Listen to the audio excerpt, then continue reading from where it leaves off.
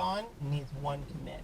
Or maybe Scott's like, all right, work in progress, or oops, or he screwed up a bunch of things. And so you can have 10, maybe Scott's like, all right, work in progress, or oops, or he screwed up a bunch of things. And sometimes you can have 10, 15 different commits for one single feature.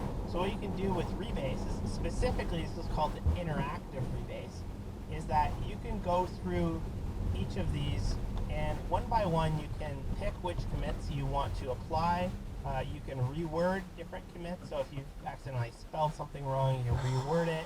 Squash is one that I use quite a bit, where if you want to squash 10 commits into one, you basically, it'll open up in your editor, and you can type S in front of the commits you want to squash, and P in front of the commits you want to keep, and then you can also reorder them if that's something you wanted to do.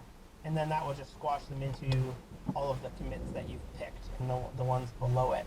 There's a whole bunch of other commands in there. I've not used any of the other ones. For me, it's just pick, reword, edit, squash.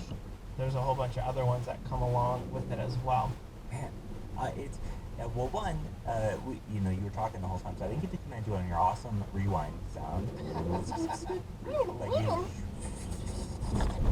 You could do something like that. So that's fascinating to me. I have had these issues that you're describing, and what I ultimately end up doing is basically the thing you said that you could do, but it can get a little bit messy where you just end up merging, main into whatever.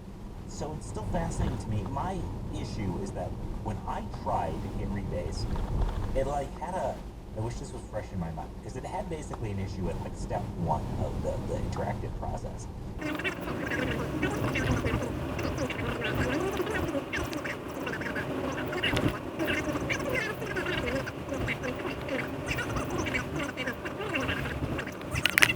Branch that you're working on has deviated so far from what is in the master branch because there's continuing work on your master branch. I'm using master here as an example, but it literally could be any branch. But in most cases, you have a development or master branch, and then you have feature branches that you're working off of there.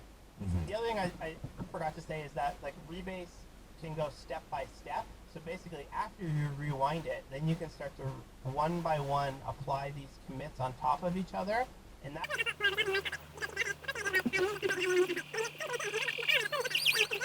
conflict from something that is totally different.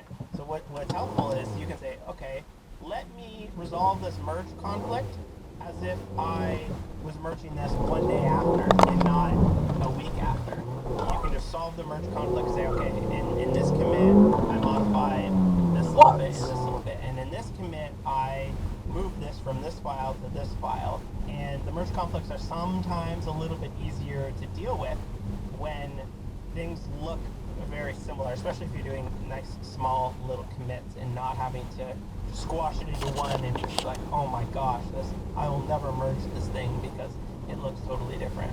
So dealing with it one commit by one commit, and then the ability to squash, reword, and then finally when you do a pull request, everything is based off of the freshest master that you can have. Everything is nicely committed into its own. Echo Foxtrot 17 Charlie Zulu Kilo.